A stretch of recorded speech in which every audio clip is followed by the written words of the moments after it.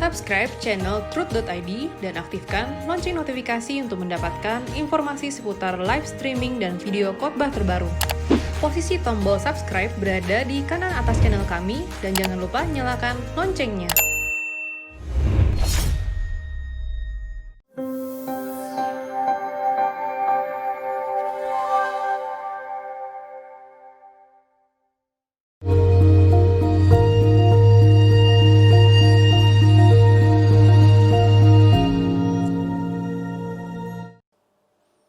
Shalom saudara, kita masuk episode 211 atau 211 dari usia 69 tahun wanita 0816 1867 dan seterusnya. Pak Erastus yang dikasih Tuhan, saya bersyukur kepada Tuhan ada hamba Tuhan seperti Pak Erastus yang berani mengatakan kebenaran. Setelah mengerti bahwa kehidupan yang Bapak jalani dulu tidak sesuai standar Tuhan.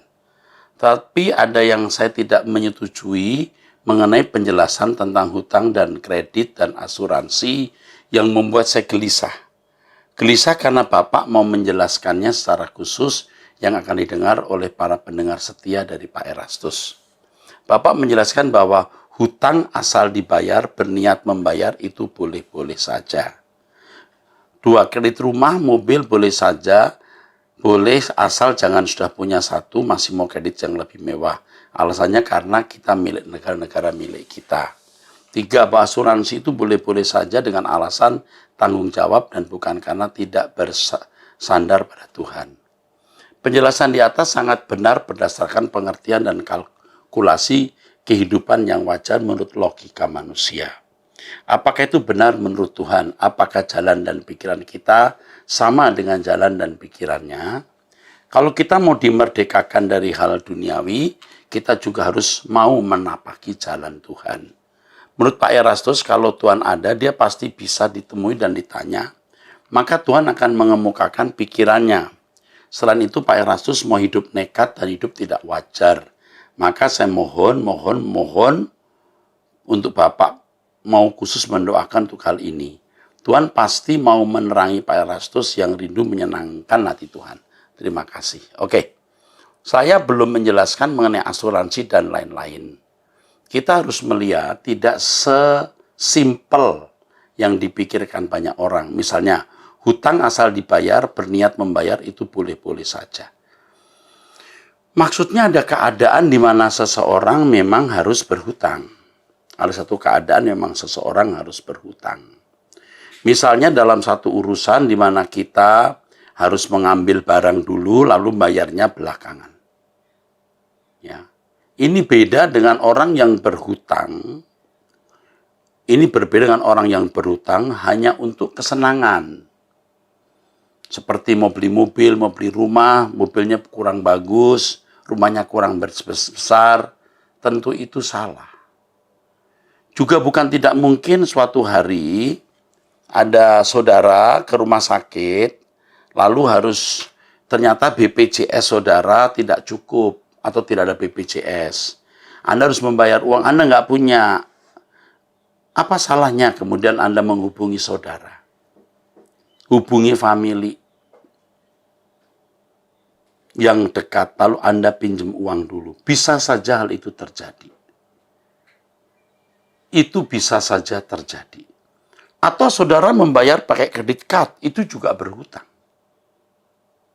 Maaf kalau saya sudah tidak lagi mengalami hal itu, bukan karena saya dapat uang dari gereja. Dari muda saya memang belajar mencari uang sendiri. Dan ternyata Tuhan tidak membuat saya harus berhutang. Kecuali ada saat-saat di mana saya salah melangkah, dan saya harus berhutang ke orang. Pernah kejadian itu. Saya percaya orang yang dipimpin Tuhan tidak perlu harus berhutang. Tidak perlu. Seperti kalau Anda dagang, Anda ambil barang dulu, sebab orang lain juga belum bayar. Anda berhutang dulu, orang lain juga belum bayar. Itu juga berhutang. Ya, tapi bukan hutang untuk kesenangan. Hutang untuk produksi. Ingat ya, saya jelaskan waktu itu hutang untuk produksi. Orang kalau hutang kepada kita, hutang untuk produksi dipertimbangkan dengan ya pembagian hasil. Tapi kalau orang berhutang kepada kita karena anak sakit, bayar uang kuliah, jangan diperhitungkan bunganya dan jangan lalu mencari keuntungan apa-apa di situ. Kalau perlu kita malah memberi, ya. Itu yang pertama. Ya. Saya menjelaskan jangan berhutang kepada siapapun, itu memang maksudnya jangan engkau punya hutang dan engkau bermaksud tidak membayarnya. Jangan kamu berhutang dan kamu bermaksud tidak membayarnya. Kecuali dalam kondisi tertentu yang terpaksa kita harus berhutang. Kita dagang ambil barang dulu kan kita hutang. Sebab orang lain juga mesti bayar belakangan. Oke. Kredit rumah, mobil, asal jangan sudah punya satu.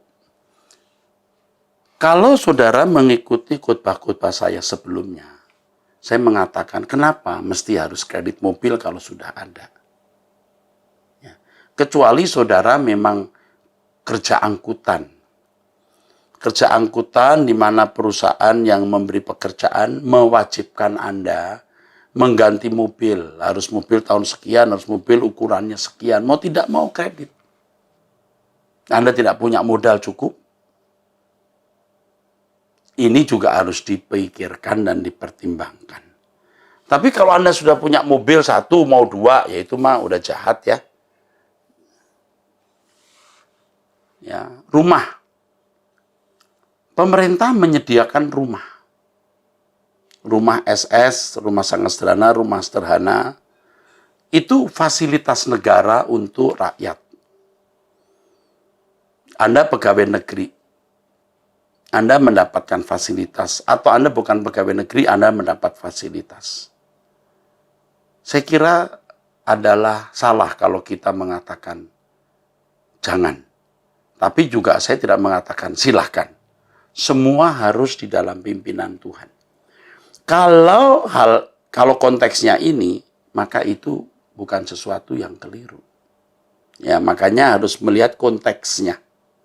Tadi saya beri contoh, misalnya Anda usaha angkutan misalnya. Lalu misalnya soal rumah, tiap bulan Anda bayar misalnya 2 juta, 1,5 juta untuk kos-kosan atau kredit rumah atau untuk membayar kontrak rumah tiap bulan, tiap tahun 25 juta, 30 juta. Nah, kalau ada rumah sangat sederhana yang tiap bulan kita bayar 1,5 juta, apa ruginya kita mengkredit itu? Itu fasilitas negara yang juga milik bersama. Tetapi tentu semua dilakukan di dalam pimpinan Tuhan. Kita harus melihat ini dalam konteks yang cerdas, ya. Apa sih yang dibeli dalam rangka apa? Misalnya rumah, mobil. Ini mobil untuk angkutan atau mobil pribadi? Mobil pribadi yang bagaimana? Dan seterusnya. Ya. Banyak hal yang bisa terjadi dalam hidup. Misalnya suami harus kerja keluar kota, harus naik mobil, sedangkan anak-anak perlu untuk mengantar ke sekolah. Oh, ya pakai saja, bayar saja uang jemputan bisa. Tapi kalau dengan uang yang ada lalu harus kredit bagaimana? Ya, dipertimbangkan. Saya nggak bisa bilang tidak atau boleh. Bahwa asuransi itu boleh-boleh saja dengan alasan tanggung jawab dan bukan karena tidak bersandar pada Tuhan. Nah, asuransi pun banyak jenisnya. Di tempat-tempat di kantor-kantor tertentu, gaji kita dipotong untuk asuransi. Apa kita berkata tidak boleh? Kalau di Amerika wajib, bukan nggak boleh. Bukan boleh ya, boleh tidak. Wajib asuransi itu. Asuransi itu bentuk kebersamaan sebenarnya. Ya. Nah, ini harus dilihat secara detail sebab asuransi itu asuransi apa di situ, yang bagaimana, mobil yang dibeli itu mobil apa, rumah yang dibeli itu rumah apa, sudah punya masih mau yang lebih besar, ya itu jelas salah. Harus dilihat secara konteks. Jadi, saudara-saudara, saya belum menjelaskan secara detail dan memang tidak bisa dijelaskan secara detail untuk acara Anda bertanya Alkitab menjawab yang memang waktunya singkat atau ringkas. Tetapi di atas semuanya ini sebenarnya harus pimpinan Tuhan. Walaupun tidak melanggar hukum, tapi kalau Tuhan tidak berkenan, kita tidak boleh lakukan. Ya. Bahkan ketika Anda punya uang, tidak nyicil, tidak kredit, tidak utang. Anda beli, kalau Tuhan nggak kehendaki pun tidak boleh dilakukan. Ada rumah, kredit murah milik pemerintah, tapi Tuhan berkata enggak. Itu pun juga tidak boleh. Jadi sebenarnya kekristenan bukan boleh tidak boleh. Kekristenan itu bicara apa kehendak Allah. Tetapi kalau saya ditanya, saya harus memberikan rambu-rambu yang terburuk. Ini bisa dimungkinkan. Yang bisa dimungkinkan saja belum tentu Tuhan izinkan. Apalagi yang tidak dimungkinkan, apalagi yang melanggar hukum. Ya. Jadi harus melihat secara detail. Ya. Kita harus melihat kasus itu dengan mata yang luas. Ya. Jangan berdiri di atas tanah 5 meter, tetapi 50 meter.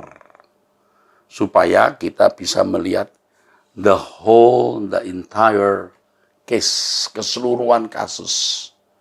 Baru kita bisa cerdas menanganinya. Sekali lagi, saya tutup dengan jawaban, segala sesuatu yang kita lakukan harus sesuai dengan pikiran perasaan Allah. Si A mungkin boleh. Anda jangan ikut-ikutan. Oh, dia boleh. Anda belum tentu boleh. Roh Kudus yang harus pimpin kita. Oke. 08213856 dan seterusnya. Salam Pak Eras. Saya sebetulnya sudah tahu Pak Eras dari Lagu Rohani tahun 90-an. Saya senang sekali waktu saya pindah di Surabaya dan Pak Eras melayani gereja. Di gereja di tempat saya beribadah, bukan Betani. Waktu mendengar firman yang Pak Eras bawakan, pola pikir saya dibetulkan. Dan walaupun sekarang Pak Eras sudah tidak melayani di gereja kami, tetapi warta jemaat kami semua khotbahnya Pak Eras. Maju terus Pak Eras, Tuhan Yesus memberkati Pak Eras dan keluarga. Puji Tuhan, Tuhan memberkati. Wanita usia 67 tahun dari Hot di Malang, 0877 5998 dan seterusnya. Salam Pak Eras, saya tanya ya Pak, apakah melayani Allah dengan melakukan hukumnya tidak sama dengan melayani Allah dengan melakukan keinginan hati dan perasaannya? Apakah keinginan dan perasaannya tidak tertuang di dalam hukumnya? Terima kasih, salam LP3 dan Asap. Ini kalimat ini penting ya. Apakah keinginan dan perasaan tidak tertuang di dalam hukumnya? Iya. Keinginan dan perasaannya tertuang di dalam hukumnya bagi bangsa Israel. Jadi ini objek yang menerima hukum, bukan subjek. Dari subjek Allah, Allah harus dipuaskan. Keinginan, kehendaknya harus dipuaskan. Tapi untuk bangsa Israel yang belum menerima kasih karunia, belum memiliki Roh Kudus, mereka hanya melakukan hukum 10 perintah Allah. Tetapi bagi orang percaya, orang Kristen yang memiliki meterai Roh Kudus, itu bukan hanya melakukan hukum, tetapi juga melakukan apapun yang diingini oleh Allah. Di perjanjian lama, Allah tidak marah waktu Abraham punya istri lebih dari satu, bahkan gundik-gundik. Ya, Allah mengerti objek yang menerima hukum sanggupnya cuma segitu. Ya, Daud punya beberapa istri, tapi Tuhan marah waktu dia mengambil istri Uria. Tuhan berkata, kamu kurang apa lagi? Kalau mau, kuberi lagi. Maksudnya mau istri lagi. Bisa saja begitu. Tapi yang Tuhan marah itu ketika dia mengambil istri orang. Itu hukum. Ingat saudara, ketika ada orang yang dirampok turun dari Yerusalem, ada orang Lewi lewat, ada imam lewat, dia tidak nolong loh. Dia siksak, dia menyimpang ke jalan lain. Salah nggak? Enggak, karena hukum tidak mengatur itu. Ya, tidak bisa disalahkan. Itu hukum, keinginan dan perasaan Allah yang tertuang dalam hukum tertulis. Tapi kalau orang percaya harus mengerti isi hati Tuhan. Bagi orang percaya apa hukumnya? Pikiran, perasaan Allah. Dituangkan juga dalam kalimat, apa yang kamu suka orang perbuat kepadamu, buatlah. Nah, itu hebatnya kekristenan. Ya, Bu. Puji Tuhan. Ibu-ibu usia 40 tahun. 0812 96 86 7 dan seterusnya. Salam Pak Era, saya ibu usia 40 tahun dengan 3 putri. 13, 11, 4. Semua wanita ini ya. Pak, boleh tidak ya ada tanya jawab untuk anak-anak remaja? Karena banyak pertanyaan yang anak-anak lontarkan dan saya kadang tidak dapat menjawab. Karena kalau ikut ABAM ini terlalu dewasa. Usia mereka karena materi beragam. Dulu pernah janji mau dibuka, tapi sampai sekarang belum dibuka. Maka saya bertanya, terima kasih sebelumnya. Mulai Januari nanti akan dibuka. Jadi untuk usia-usia tertentu. Ya, jadi untuk Anda bertanya menjawab pemuda, Anda bertanya menjawab remaja, Anda bertanya menjawab anak-anak. Oke, sip. Pak, bagaimana mengajarkan anak untuk beribadah online kepada anak saya ya? Karena sudah hampir setahun mereka tidak mau mendengarkan firman Tuhan, apalagi yang berumur 4 tahun.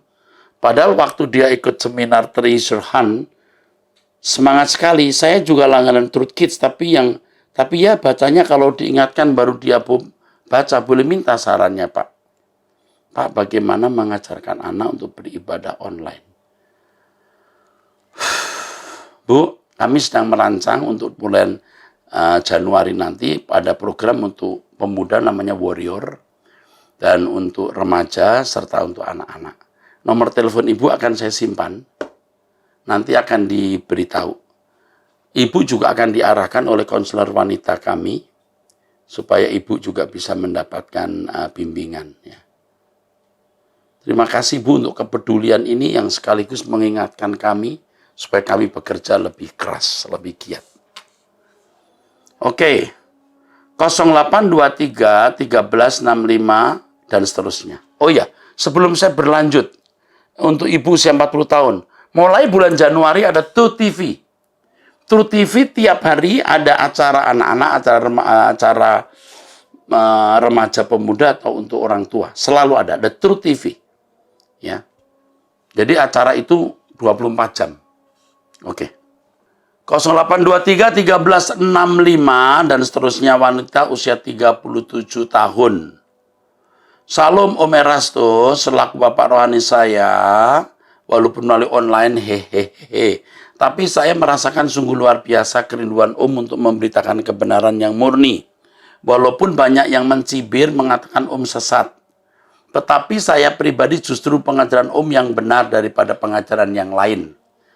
Mengajarkan Injil yang murni, mengajarkan hidup kudus, hidup benar, berkenan di hadapan Allah dan berkemas-kemas pulang ke surga. Terima kasih Om sudah menjawab pertanyaan saya di ABAM episode 195. Terima kasih juga buat pelayanan Om untuk kami jemaat online. Saya bersyukur sudah dipertemukan dengan Om lewat pengajaran-pengajaran yang saya terima. Saya yakin Tuhan punya rencana yang baik buat saya meskipun saat ini saya masih jatuh bangun dalam mencari perkenanan Bapak. Puji Tuhan. Terima kasih Ses ya. Kalau Anda punya gereja, setialah di gereja Anda dan dukunglah gereja itu. Tapi kalau tidak memiliki gereja, Anda bisa mendaftar menjadi anggota gereja online saya. Gereja online, e-church, digital church. Oh ya Om, pertanyaan saya kan percaya Tuhan Yesus Kristus sekarang 8 tahun yang lalu. Saya kan percaya Tuhan Yesus Kristus sudah 8 tahun, sekitar 8 tahun yang lalu. Jadi untuk belajar Alkitab masih terbatas. Kadang belum mengerti seluruhnya. Ada yang sudah terungkap pengertian lewat khotbah-khotbah yang saya dengar. Bagaimana ya Om caranya untuk bisa merenungkan firman Tuhan? Sedangkan saya belum hafal masing-masing ayat. Kok teman-teman saya dengan grup ABAM dalam bacaannya pasti mereka ada ayat emas atau rema. Kok saya belum bisa ya Om? Mohon pencerahannya ya Om. Terima kasih Om atas jawaban dari pertanyaan saya. Tuhan Yesus Kristus memberkati pelayanan Om, keluarga juga tim Truth ID, GSKI Rehoboth, salam LP3. Hai, Ses, ya. Ini kita itu harus ya mendengarkan khotbah-khotbah saya, Truth ID, sampai memiliki bangunan berpikir yang penting, yang benar. Yang penting bangunan berpikirnya benar dulu. Soal ayat-ayat itu tidak terlalu penting. Bukan tidak penting, tidak terlalu. Nanti dengan sendirinya Anda akan menemukan ayat-ayat yang menjadi semacam ayat emas bagi Anda. Kalau belum, tidak usah. Harus ada ayat-ayat, tidak usah. Pengertiannya yang benar. Nah, banyak orang Kristen itu maunya ayatiah, tapi tidak alkitabiah. Ayat yang dihafal belum tentu dia, ayat yang dihafal itu belum tentu dia pahami loh maksudnya.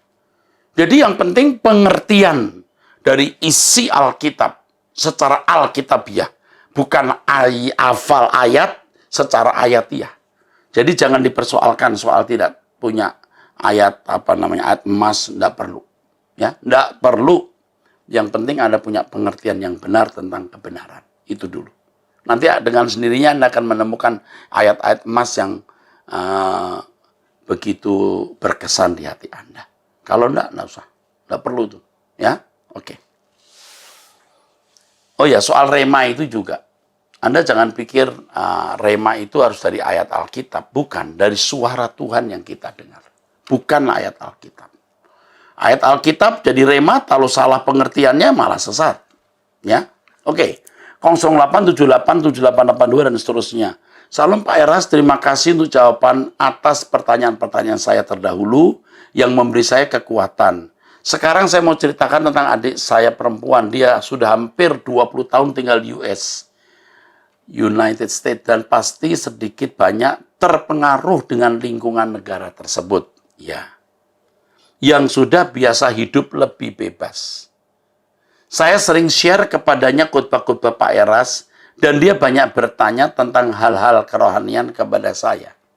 Akhirnya dia bilang kepada saya, gua jadi orang biasa aja di surga. Lu yang pimpin gua. Yang penting gua nggak berbuat jahat, karena susah sekali untuk ikut apa kata Pak Eras yang harus suci serupa dengan Tuhan Yesus. Begitu katanya.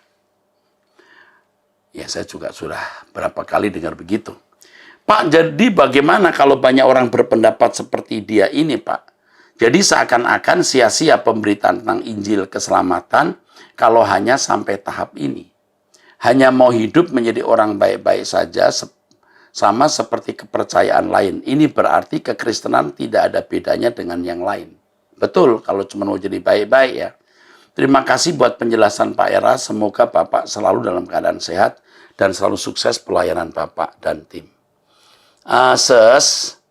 Saya tidak memastikan ya, tetapi dari pengalaman saya, orang yang berkata demikian itu pasti tidak menghormati Tuhan.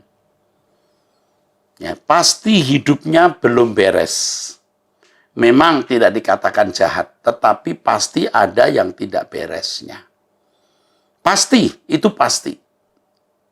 Menurut saya loh ya, ada yang tidak beres. Kalau orang mau hidup benar, dia tidak akan berhenti di satu titik. Dia mau bermaju terus. Kalau sampai orang mau berhenti, ya gua mau jadi orang biasa saja. Pasti ada yang nggak beres. Tapi kalau betul-betul hidup orang itu benar, dia tidak mungkin mau jadi orang biasa-biasa saja. Dia akan terus bertumbuh. Buktikan ya. Buktikan ucapan saya, tunggu waktunya. Anda akan tahu bahwa yang mengatakan seperti ini biasanya ada sesuatu yang salah. Something wrong. Puji Tuhan kalau Tuhan masih bisa tegur lalu dia sadar. Kalau tidak, menghadap pengadilan Tuhan yang Maha Agung, gemetar kita. Kalimat seperti ini, kalimat orang yang tidak menghormati Tuhan. Karena Tuhan rancangannya, kita serupa dengan Yesus. Kalau misalnya orang suruh Anda pergi ke Bogor dari Jakarta, itu 60 km. Tapi aku tidak mau ke Bogor, tapi yang penting ke arah Bogor lah, cukup di Cibubur 20 km. Itu memberontak. Suruh lompat, harus lompat minimal 1 meter. Orang berkata, yang penting bisa lompat kan, nggak usah harus 1 meter kan. 20 cm juga bisa kan. Itu memberontak. Oke. 08785556 dan seterusnya, wanita usia 45 tahun. Shalom, salam sejahtera Pak Erastus. Saya sudah ikut Pak Eras sejak di gereja lama sampai sekarang. Saya sangat mempercayai Bapak sebagai gembala yang baik. Pak, saya sudah mendengar Insinyur Wiknyo berkhotbah tentang chip 666 dan vaksinasi, tapi saya masih agak bingung karena sekarang ini kelihatan serta nubuatan-nubuatan dari hamba-hamba Tuhan dalam dan luar negeri dan berita-berita yang kurang baik mengenai vaksinasi dan adanya Joe Biden yang terpilih, maka antikris akan semakin cepat menguasai dunia dan kedatangan Tuhan Yesus yang akan dipercepat dengan adanya vaksinasi. Ini semua bohong. Ya, antikris itu sudah ada dan terus sedang bekerja. Tidak usah nunggu nanti. Justru bahaya kita sekarang dan nanti adalah materialisme. Vaksin sekarang adalah alat antikris untuk menguasai manusia dan akan menjadikan one world government. Karena kita disuntikkan cairan yang akan merubah DNA manusia menjadi zombie dan manusia akan diperintah antikris, dan ada juga dokter-dokter dan dalam dan luar negeri yang tidak menyarankan untuk divaksin. Kalau dokter menyarankan untuk divaksin, itu dasarnya bukan karena antikris loh. Dasarnya karena vaksin perlu evaluasi. Jadi kalau itu dikaitkan dengan antikris, one world government, itu salah. Ini teori antikris yang menyesatkan. Bukan begitu. Antikris itu kekuatan yang melawan Injil. Yang mencoba memunahkan Injil. Itu antikris. Nggak usah nunggu nanti. Dari dulu sudah ada dan terus akan makin dan akan terus ada. Jadi jangan termakan ucapan seperti ini. Ini salah, saudaraku. Betul-betul tidak logis. Pak, saya ingin bertanya, apakah nubuatan dan penglihatan ini dapat dipercaya? 100% tidak dapat dipercaya. Jangan dengar. Pak, kalau boleh bisakah dikutbahkan dan kembali khusus membahas tentang vaksin ini? Karena Indonesia sudah masuk vaksinasinya. Supaya kami orang percaya tidak bingung. Di awal bulan Februari, Pak Wiknyo akan bicara khusus mengenai vaksinasi. Beliau memang seorang insinyur sekaligus memang seorang yang mendalami hal ini. Akan bicara. Pada minggu pertama bulan Januari. Bagaimana sikap kami sebagai orang percaya? Apa kami harus ikut atau tidak vaksinasi ini? Tapi ternyata jika kami divaksin membawa kami tidak dapat masuk surga. Karena seperti tanda 66. Jika tidak divaksin kami tertular corona. Kami semua masih bingung dan ragu jika mendengar penglihatan dan nubuatan-nubuatan tersebut, apa yang harus kami lakukan. Tanda 66 itu banyak orang salah mengerti. Anda mesti membaca Alkitab dengan benar. Yang benar bukan tanda 66, jumlah bilangan. Orang nggak ngerti jumlah bilangan.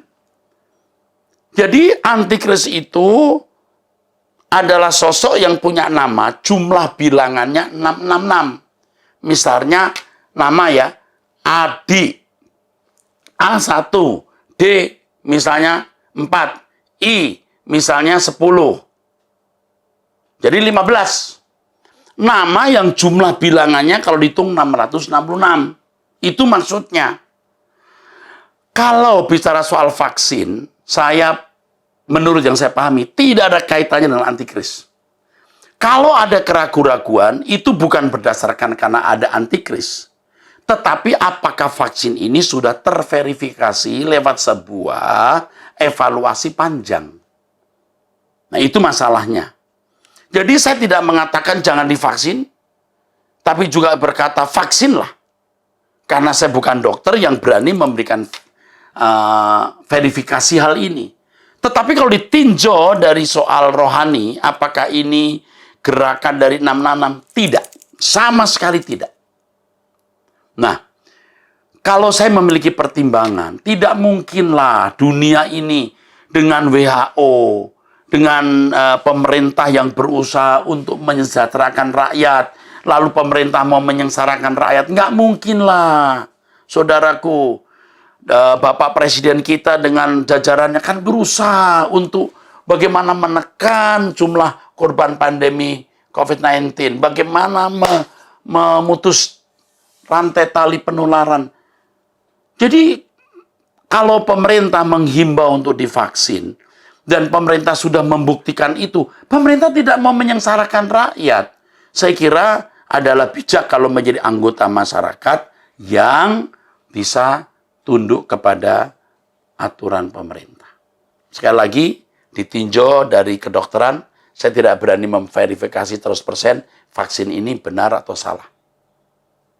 Kalau ditinjau dari 66 tadi, jelas itu pandangan 66 itu salah. Ya, tidak ada kaitannya dengan vaksin. Jadi saya tidak bisa mengatakan vaksin ini boleh atau tidak boleh. Saya tidak bisa memberikan kepastian karena saya bukan dokter. Tetapi kalau ditinjau dari logika ya, WHO yang telah membuat percobaan, berusaha lewat sebuah proses yang tidak sebentar dan serius karena korbannya banyak, dan ditinjau dari kesungguhan pemerintah untuk menyehatkan bangsa, saya kira vaksin ini baik. Dan sekali lagi, itu pertimbangan saya. Jangan nanti saya disalahkan kalau ada apa-apa misalnya. Pak, ada yang kena vaksin lalu jadi akibatnya begini begitu. Ya di antara 1.000 satu mesti ada. Di antara 10.000 pas satu ada akibat vaksin. Mungkin bukan karena vaksin, mungkin karena hal yang lain. Vaksin yang disalahkan, bisa saja. Tolong deh, kita ini sedang menghadapi pandemi yang demikian mengerikan. Jangan ikut-ikut membuat gaduh. Kasihan pemerintah. Ini orang Kristen ikut-ikutan pakai 666 lagi.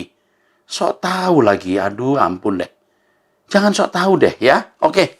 Saya percaya yang bertanya ini bukan mau apa-apa, tapi ingin tahu dan menganggap saya bapak rohaninya atau pembimbingnya, mentornya. Itu nasihat saya. Kalau di prosentase, Pak Eras berapa persen ya divaksin atau tidak? Saya lebih besar pada kesediaan divaksin. 50-50 Pak, enggak. Mungkin saya 70 divaksin, 30 dipertimbangkan. Bisa 80 divaksin, 20 jangan. Jadi lebih cenderung lebih baik divaksin.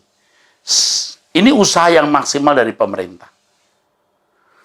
Anda divaksin, Anda nggak divaksin bisa mati. Anda divaksin bisa punya dampak juga. Divaksin nggak divaksin mati juga loh kita di hari tua kita. Bukan karena COVID, karena yang lain juga bisa mati loh. Tapi yang penting kita punya langit baru, bumi baru, hidup suci. Saya yakin orang yang hidup dalam persekutuan Allah punya kepekaan sendiri. Divaksin atau tidak. Tapi sebagai rohaniwan, tidak pro siapa-siapa, pasti WHO dan para ahli-ahli sudah mengusahakan untuk supaya vaksin ini bisa menjadi pencegah dari penyakit COVID-19.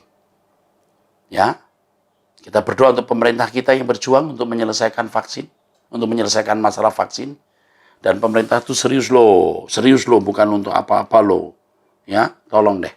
Apalagi kita melihat bagaimana seriusnya Bapak Presiden Jokowi menyelenggarakan pemerintahan yang baik. Ya, kita harus doakan, kita dukung. Tentu beliau tidak sempurna. Tetapi kita percaya kalau beliau jadi presiden tidak di luar rencana Allah. Baik, saudara, saya kira cukup di sini. Sampai jumpa di pertemuan yang mendatang. Tuhan memberkati saudara sekalian. Sola Gracia.